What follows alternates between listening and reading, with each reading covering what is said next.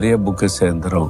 பிள்ளைகளுக்கு அது மாதிரி படிக்கிறதுக்கு ஊக்குவிக்கணும். இங்கே பப்ளிக்கில் மக்கள் படிப்பதற்கு ஊக்குவிக்கிறாங்க.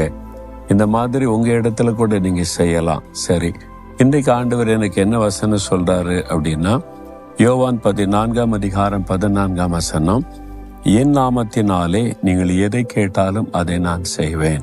உங்களை பார்த்து சொல்றாரு, என் மகளே, உனக்கு ஏதோ தேவை இருக்குது, சுகம், விடுதலை, ஆசீர்வாதம், நன்மைகள், வேலை, அல்லது உன்னுடைய தேவைகள் என்ன தேவைனாலும் இயேசு என்கிற என் நாமத்தினாலே நீ வேண்டிக் கொண்டால் அதை செய்வேன் என்று இயேசு வாக்கு கொடுக்கிறார்.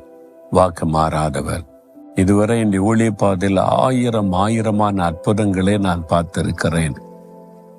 எல்லாமே இயேசுவின் நாமத்தினாலே நடந்த அற்புதங்கள் தான். யார் இயேசுவின் நாமத்தை சொல்லி கூப்பிட்டாங்களோ அவங்களுக்கெல்லாம் இயேசு அற்புதம் செய்திருக்கிறார். இப்போ உங்களை பார்த்து சொல்றாரு, என் நாமத்தினால நீ கேளு. இயேசுவின் நாமத்தை சொல்லி கேட்கணும். நிறைய பேர் அப்படி இல்லாம பொதுவா ஜெபிக்கிற கடவுளே ஆண்டவரேம்பாங்க.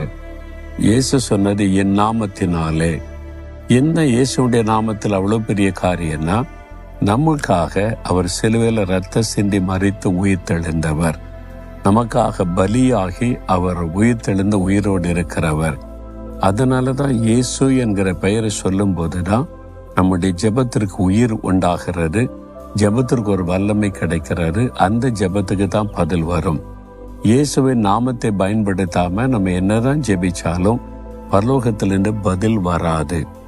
அதாவது சிலர் லெட்டர் எழுதுவாங்க, சிலர் பெரிய இந்த எக்ஸாம் எழுதுற பேப்பர் இருக்குல்ல, அதுல மாதிரி 10 பக்கம் 15 பக்கம்லாம் எழுதுவாங்க. எழுதி அவங்க மனசுலக்கெல்லாம் எழுதி நான் பதில் அனுப்பி விரும்பி அனுப்புவாங்க. நீங்க ஒரு கடிதம் எழுதுறேன்னு வைத்துக் கொள்ளுங்க. ராத்திரிலாம் உட்காந்து ரொம்ப நேரம் யோசி எல்லாத்தையும் ஊழியக்காருக்கு எழுதுவோம், நமக்காக ஜெபம் பண்ணி பதில் தருவாங்கன்னு எழுதி மணிக்கணக்கா உட்காந்து எழுதி கண்ணீரோட எழுதி பெரிய கவர்ல வச்சு அதை ஒட்டி போஸ்ட் பண்ணிட்டீங்க. ஆனா அட்ரஸ் எழுதல. என் அட்ரஸ் எழுதாம போஸ்ட் பண்ணிட்டீங்க. அதுக்கு பதில் வருமா? அந்த கடிதம் போய் சேருமா? சேராது. பதிலும் வராது. ஏன்னா அட்ரஸ் இல்லை. இயேசுவின் நாமத்தை சொல்லி ஜெபிக்காத எந்த ஜெபமோ அட்ரஸ் இல்லாத கடிதம் மாதிரி. அது பலத்துக்கு போகாது, பதிலும் வராது. ஒரு சமயம் சென்னையில பக்தி உள்ள ஒரு குடும்பம், கிறிஸ்தவர் அல்லாதவர்கள், ரொம்ப பக்தியா தெய்வ வணக்க செய்யறவங்க, ஒரு முறை ஜெபிக்க அழைத்து நான் போய் அவங்க வீட்டுல அவங்களுடைய ஒரு பிரச்சனைக்காக ஜெபம் பண்ணி விட்டு வந்தேன். ஆனா அவங்க ரொம்ப பக்தி, கடவுள் பக்தி. ஆனா இயேசுவை பற்றி அதுக்கு அறிந்து கொள்ளவில்லை. நான் போன பிறகு சொன்ன பிறகு கொஞ்சம் தெரிந்து கொண்டது. அப்ப நான் சொன்ன, இயேசுவை அவங்களுக்கு உங்களை வெளிப்படுத்துங்க அப்படின்னு சொன்ன போது ஆண்டவர் ஒரு நாள் பிரத்யட்சமாய் தன்னை வெளிப்படுத்தினார். அவங்க நீங்க எங்க இருக்கீங்களோ நாங்க பார்க்க வரோம்னு குடும்பமா என்னை பார்க்க வந்தாங்க. என்ன விஷயம்னு கேட்டேன்.